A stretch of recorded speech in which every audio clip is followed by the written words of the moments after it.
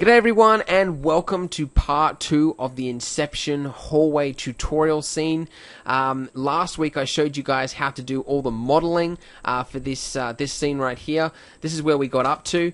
So we talked about setting up arrays, mirroring, and other things like that. And in this tutorial we're going to be doing everything else. So we're going to be doing the materials, the lighting, and the compositing to produce this final result.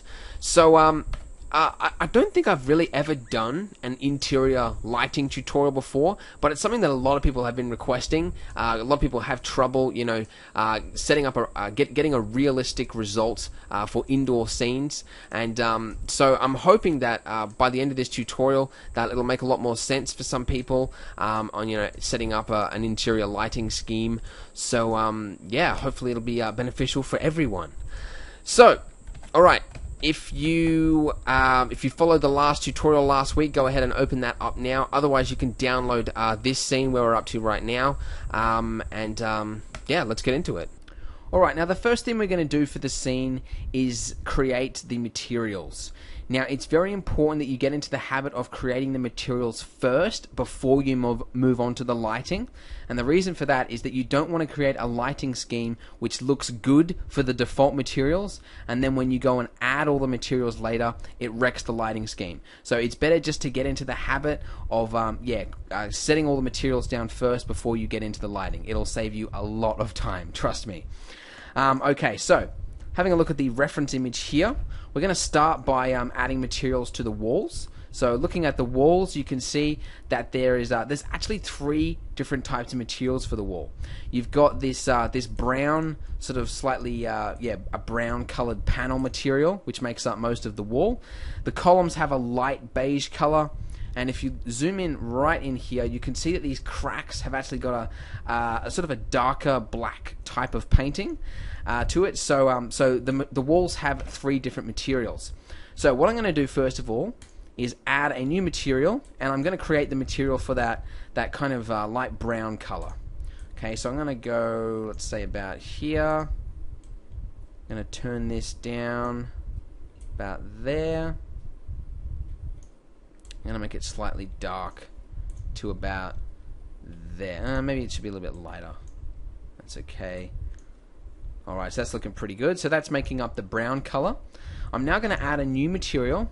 Click that little 2 so that it's a separate material, don't get a duplicate. And I'm going to give it, I'm creating the material now for the beige light column, okay? So I'm going to go for maybe something around that. That should look fine. I'm going to turn off specularity for both of those materials. And now to separate an object so that you've so you can have just one object but have more than one material assigned to it. What you need to do is first of all select part of the mesh which is going to be that's going to make up that you select part of the mesh that you want to change the material for. Okay, so I've selected that column there. I'm now going to go over to the material panel, and with that light beige color selected, I'm going to click assign. So you can now see that the material is now assigned to that part of the mesh. So very handy. I'm now going to go ahead and create a new material for these that inside crevice there. I've selected that just by holding down Alt and right clicking. So I'm going to create a new material, and I'm going to make it a really dark color like that, and I'm going to hit assign. Okay, so you can see very, very easily how to set up those materials. I might just tweak that yellow color. It's looking a little bit off to me. Yeah, I think it actually works better if it's not so yellow. So something like that should be fine. We can go ahead and change it later if there's any problems. We need to go ahead and give these same materials to this object here. Unfortunately, they're not the same, so let's go ahead, press Control L and select. Hang on.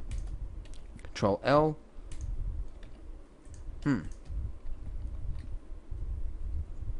Really what I want to do is give it the same materials, but this doesn't look like it's going to be. It's got some weird other dialog box popping up. Alright, so I've selected the object. I'm going to go ahead and just select these, first of all the brown material, and now I'm going to select that little crevice there, which looks like it's already selected for me. I'm going to add another material, and I'm going to select that black one, like so. Okay. Not sure why that Control L feature wasn't working. A little bit annoying, but there you go. Alright, now for the elevated doors, add a new material.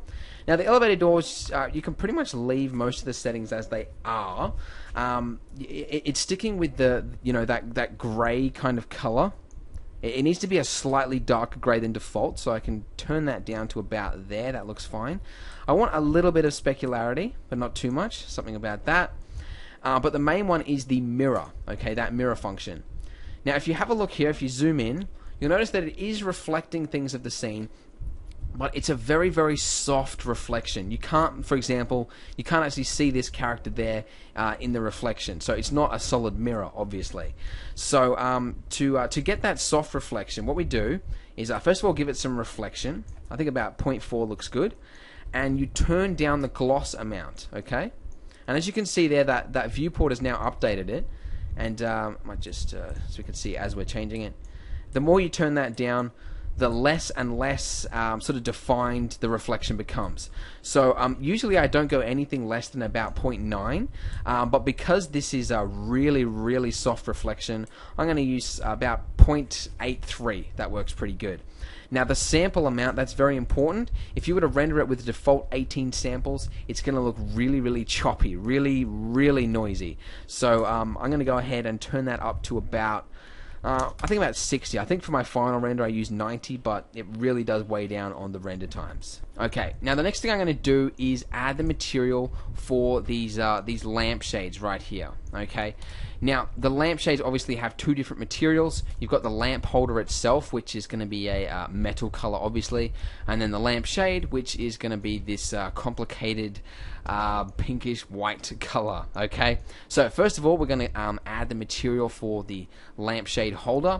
Pretty simple. Going to go ahead and just add, leaving most of the materials as they are, but go ahead and turn on tangent shading, and what that'll do is it'll fake that kind of stretched metal look that you often get. It's called what does it say, anisotropic shading effects, so it's pretty good at that. I'm going to turn up the hardness of the specularity and turn down the specularity a bit as well. And I think I might just tweak the color of it so it's a little bit darker, but not too much. Something about that looks fine. Alright, now for the lampshade itself, go ahead and add a new material. I'm going to call it lampshade, okay? And so that it's actually applied to the lampshade, go ahead and click assign for that material, like so. Now, to get that look so that it's it's going from that sort of darker pink color going through to a hot white color and then down to there, I tried to actually create it realistically in that, put a lamp in the center of it, turn on translucency so that it shines through, but unfortunately I just could not get it looking right. It just, no matter how I did it, it wouldn't look the way that it does in the render. Some lamps would look different to others, and it just didn't work. So I found that the only way to get a realistic result, as is shown in the reference image, was to actually fake it by using a texture. Okay, so what I'm going to do is go to the texture panel, click new, and I'm going to add a blend texture. Now what we're going to do is actually paint out these colors. So we're going to start, if turn on color ramp so you can see what I'm talking about. We're going to create a sort of a darker pink color, then a lighter pink color, then go all the way through to a hot white color, and then the reverse on the other side. So we're going to have to do that manually on this color ramp by adding different anchors. Now one thing to note is that because this is a one solid object, this color ramp will actually apply to the entire object. So it'll go from top to bottom. Now we only actually want the materials to really start halfway up the object. So for example, if we were to do the color, the lampshade all the way up, from there to there, you would get some of it would be cut off because of that lamp holder there. It's sort of hard to explain, so I'll demonstrate it instead. So starting off, first of all, the first color we want to get is kind of that darker pink color there. So I'm going to go ahead and create that just by turning this down to about there, that dark pink color. I'm going to click add to make a new point. I'm going to position it fairly close to that other one right there, and I'm going to make this a lot lighter. Something about, actually maybe about there, that looks good. making sure that alpha is turned on. Going to add a new ramp point, and this is going to be the white color. I'm not going to make it completely white, kind of a pinky kind of white color about there. That looks good. And now I'm going to just create the same as these ones, but on the other side. So starting with that dark rim color about there, and then another point, and this is going to be that slighter pink color, that hot pink about there. Making sure that alpha for all of those is turned up as well. Now, I'm going to go down here, making sure that the blend is set to vertical, and I'm going to turn on emit, because what this is going to do is actually going to make that texture shine through the material. If you turn on emit, it's going to shine through it. Okay, alright, pretty good. I'm now going to turn, for the actual material itself, I'm going to give that an emit value as well of about a 0.8. Now, if we have a look at this, now that we've set it up, let's have a look at that. You can see that that's how it's going to look when it's rendered. Okay, so you can see I've got it a little bit off. You can see what I mean, like by positioning these color ramps, these little anchor points is very important. So currently those are too far over, so I'm going to position it about there. Let's try re-rendering that, and that's looking a little bit better. Okay, now you can tweak these anchor points till they look the way it should, making sure that you get that nice hot white pink color there in the middle. Okay, but I mean, it doesn't need to be perfect. I mean, it just depends how much time you spend on it, really. I think I spent way too long on mine, but there you go. Okay, so it's pretty close to how it's looking there in the reference image. Good. And we haven't added any other lighting, any other lights to the scene, by the way, which is why the rest of the scene is completely black. But yeah, we'll add lighting later on. Okay, so we've got materials for the lamp shade, the walls. Now what we're going to do is add a material to the ceiling itself.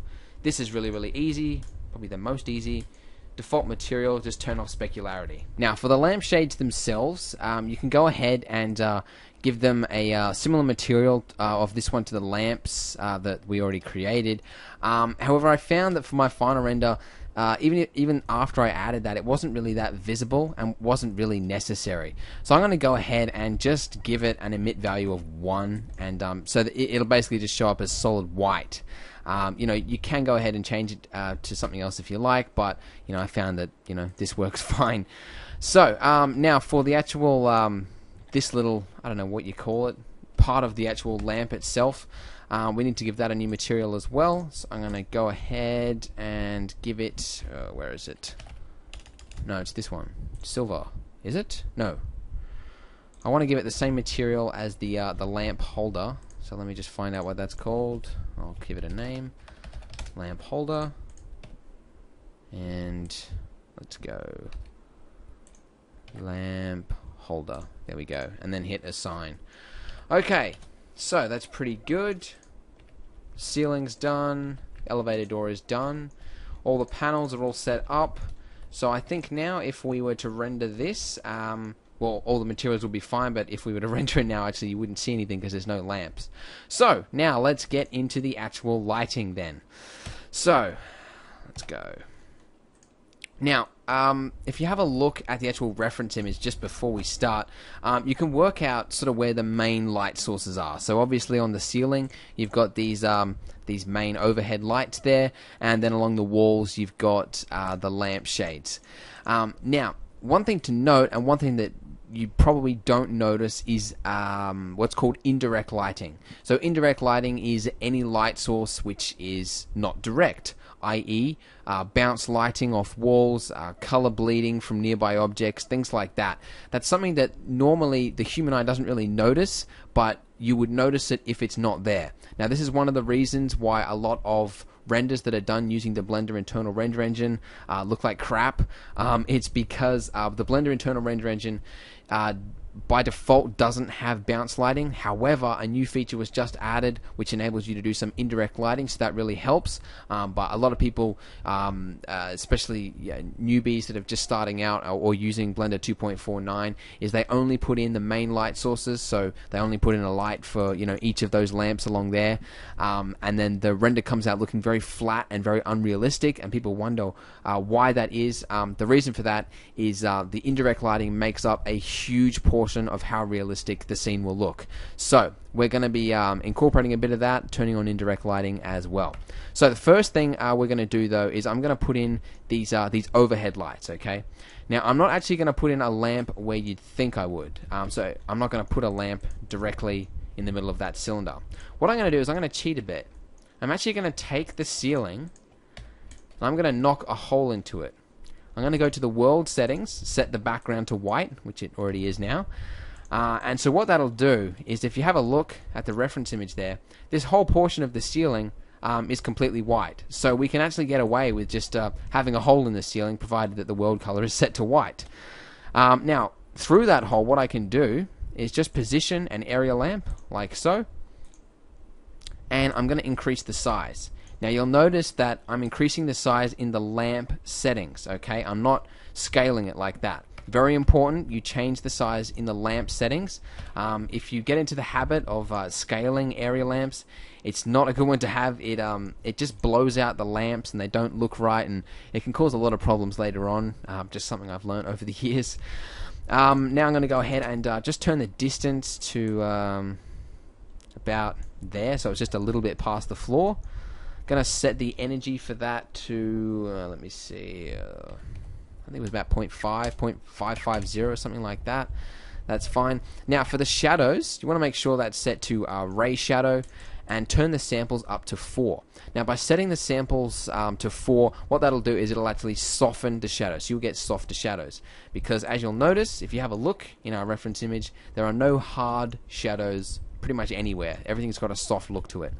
So now, the more samples you give it, the more clearer that soft shadow is going to look, but of course, the higher the render times, as with anything really of quality.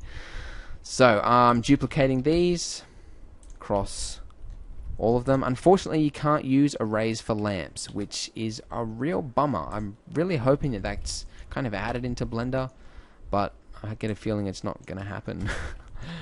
Now, I'm selecting all the lamps there. I'm going to hit Control L and select Object Data. The reason for that is so that now you'll notice up here in the lamp settings, a little number appears next to the name. That means that we can change any of these settings and the number will occur, the change will occur on all the lamps at the same time. So, very important. Okay, now what I'm going to do, now that we've got the overhead lighting set up, I'm going to go ahead and set up the lighting for these lampshades. Now you'll notice that the lampshades have light coming out of the top in this sort of cone-shaped area there, and then a little bit of light shining out of the bottom. So we can, first of all, we can replicate that cone type of light by adding a spot lamp. So I'm going to position my 3D cursor on one of these lampshades here, like so. I'm going to hit Shift A, and then I'm going to add a spot lamp. I'm going to rotate it upwards. I'm going to turn on ray shadow. Set the blend mode all the way up to 1 so you get smoothed edges. Edges, is that the word? I'm also going to turn the angle all the way up to about 88. As you can tell, I've remembered these specific numbers.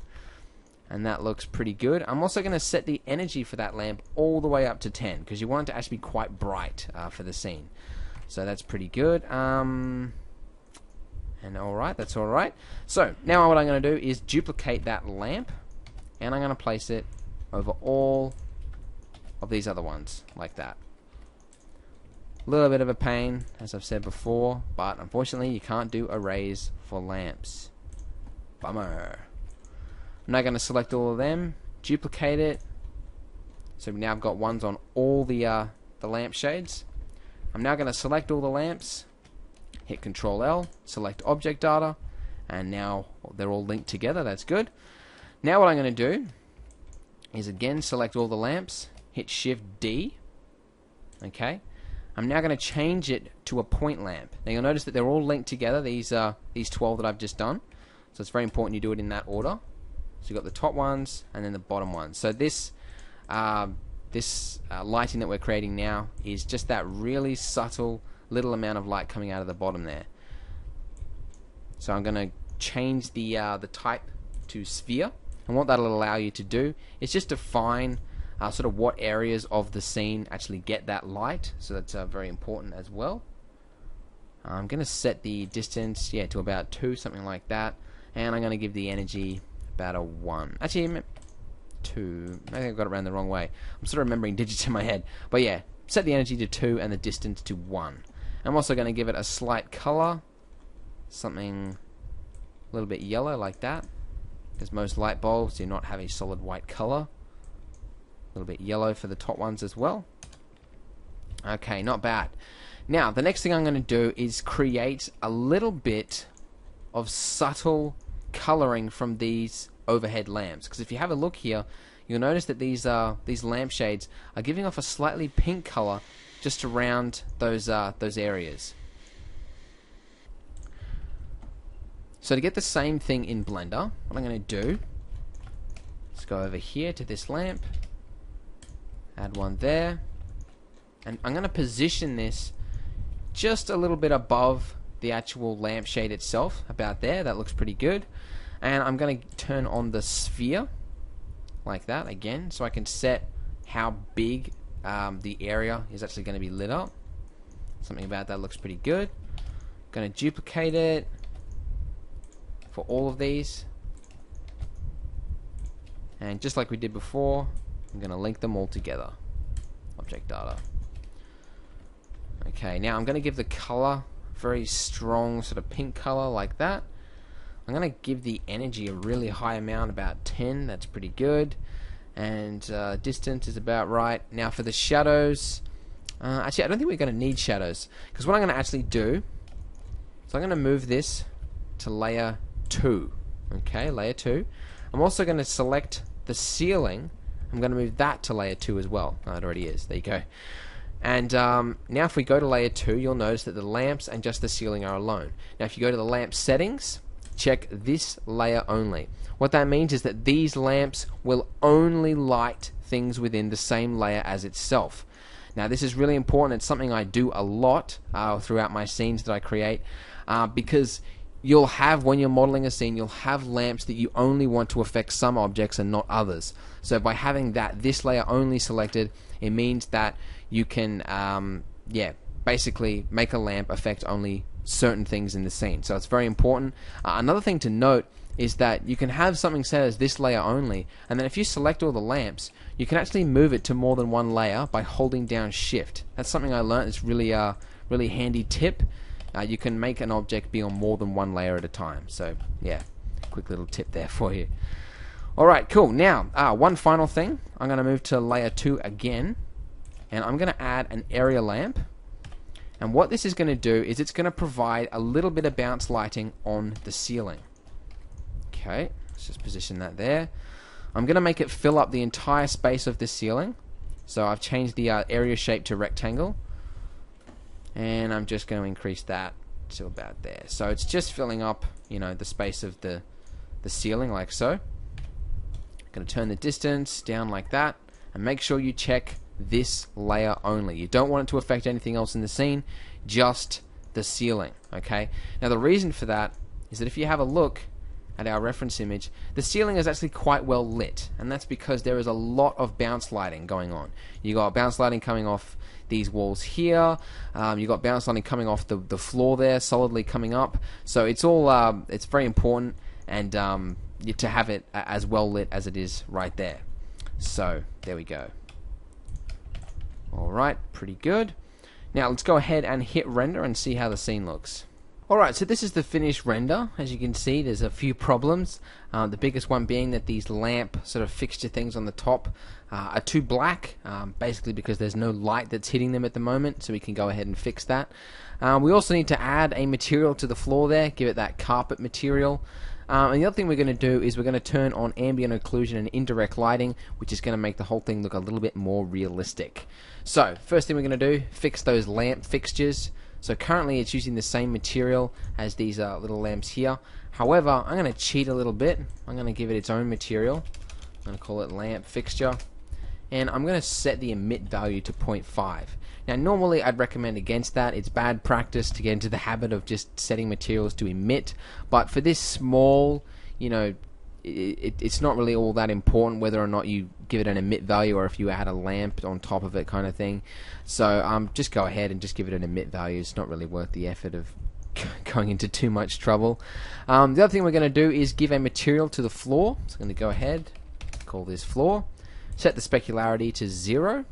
Now the floor, as you'll notice in this reference image here, is a stripy carpet texture. Now I tried to sort of fake that using a blend texture, but it didn't really work. So I went ahead and created my own texture in Photoshop. So I'm going to go ahead and I'll show you what it looks like. Add a new texture, image, and there we go. So this is the texture that I created in Photoshop. And what we're going to do is if we change the image mapping to repeat it 50 by 50, you could see in the preview window there we've now got a similar stripy little pattern. So if I was to just render, say, just this small segment here just to show you what it looks like, that's what it looks like, the carpet looks like now once it's rendered. So really, really simple, and gives us that carpet texture look. Now, one thing you'll notice here in the picture, in our reference image here, is that the lines aren't perfectly straight. So if you compare that to my little preview render there, my lines are perfectly straight, but these are slightly squiggly, and that's because when a carpet is walked on, you know, it stretches from different corners and things like that, and it never comes out looking perfectly straight. So to fake that, what we can do is if we just might make this one a little bit smaller. Okay, if we add a subdivision subsurf like so, increase it to about 0.4, that's fine. I'm going to set the median crease to 1, and I'm also going to create a couple of cuts in it like that. Okay, so now we've just got a few more vertices to play with. What I'm going to do is add a displacement. Okay, now what this is going to do is it's going to create it's going to tweak those vertices a little bit. Okay, but first of all it needs a texture for it to know what parts to tweak. So I'm going to go over here to our material, texture settings, going to add a new material. Let's just set the depth to 0. I'm going to call this displacement, like so. Go down here and select displacement. Okay, so what it's done is it's now used that texture to displace the entire carpet, but obviously it's doing it wrong. It's making it all wavy across the vertical axis. So what we're going to do is change the direction in which it's affecting. So I've now changed that to only affect the y-axis, and as you can see, it's now flat. And now if we just turn down the strength of that, you can see if we set it to just a really small amount, then you get those nice little wave effects appearing. And I might just set that to even a smaller amount, something like that. And if I change this texture to be a little bit smaller even still, there you go, pretty good. We need to make sure that this texture is the actual checkbox next to it is turned off. We don't want it to actually render. We only want to use it in our little modifier stacker there. So now that that's done, let's have a look at the carpet now with our little displacement applied to it. And there you go. You can see that the carpet is now squiggly. It's probably way too much than it needs to be, so I might just turn that way down. See how that looks now. Okay, much better. So there you go. So that's a quick way you can add just slight little imperfections to an otherwise perfect carpet. So, cool. Alright.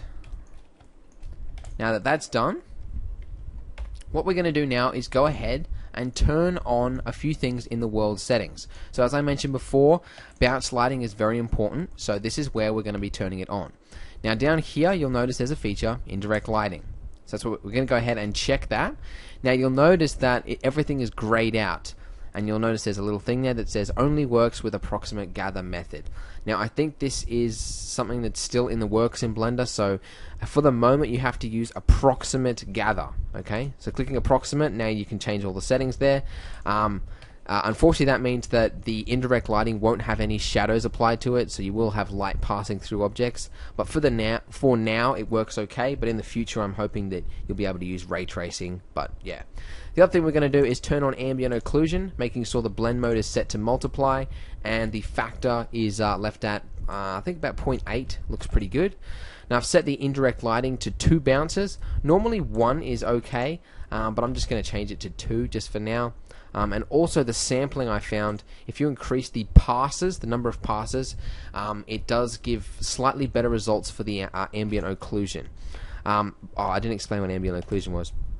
Sorry, ambient occlusion adds slightly darker shading to where objects meet together. So that's very important, so that you get sort of a relationship between objects. They're not just, not really interacting together. So by having that small amount of shading there in the corners where things meet, it makes things look a lot more realistic.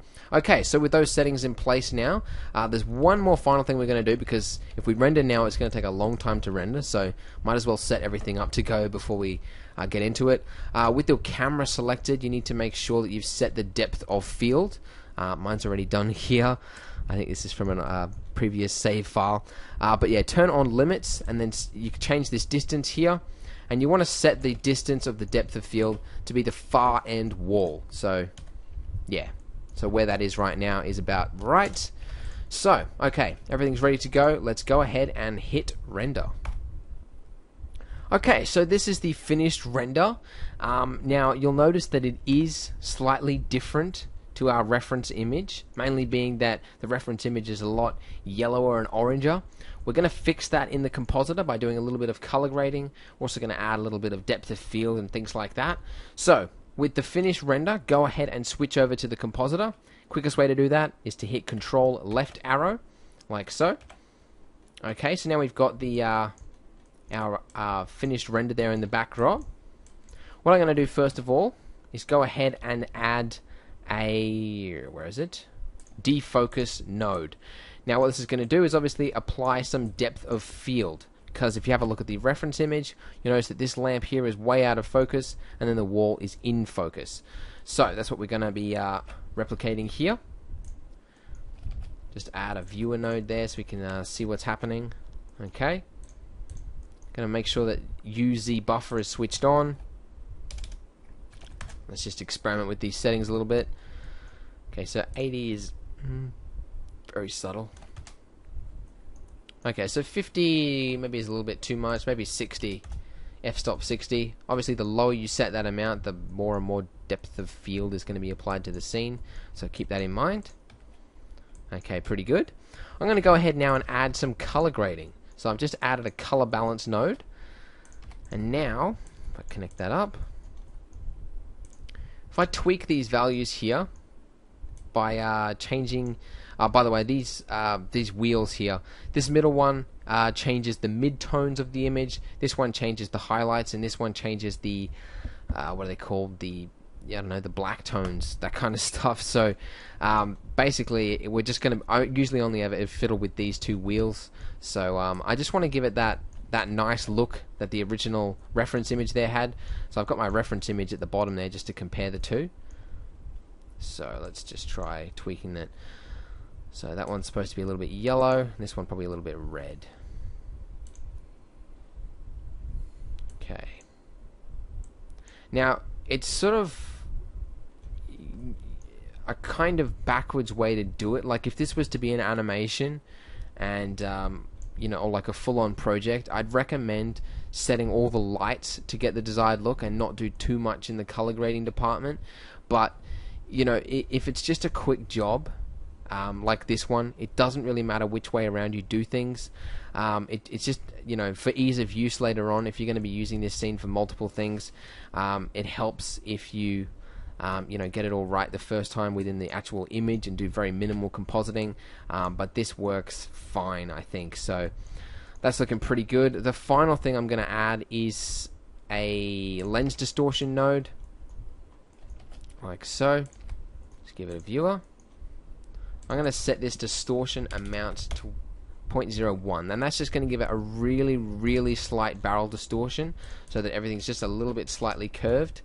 Maybe 0.6. Yeah, really, really subtle. You don't want it to be too full on. I'm going to set it to fit as well. That's pretty good. And I'm also, I know what you're thinking. Why are you using chromatic aberration? Surely you know that that's, you know, what beginners do, and it's just a noob mistake to add it to everything. However, if you actually have a look at this image here, you'll notice that there is chromatic aberration in our reference image. So it makes sense to go ahead and add it to our image as well. Now that's obviously too much there. Might go ahead and set that to 0.01. Yeah, so you don't want it to be too overpowering, just a little bit is okay. 0.02. Yeah, that's looking pretty good. So yeah, there you go. Final thing you need to do is connect that final node there to the composite node, and should be finished. So there you go, guys. I hope you enjoyed this tutorial. I hope you took something from it, and I look forward to seeing you guys' results. If you do anything fun with it, or do an animation of like the hallway spinning or something like that, that'd be cool as well. A little bit of Inception soundtrack on it or something like that. That's all good. So yeah, thanks very much for watching this tutorial, and I'll see you guys next time.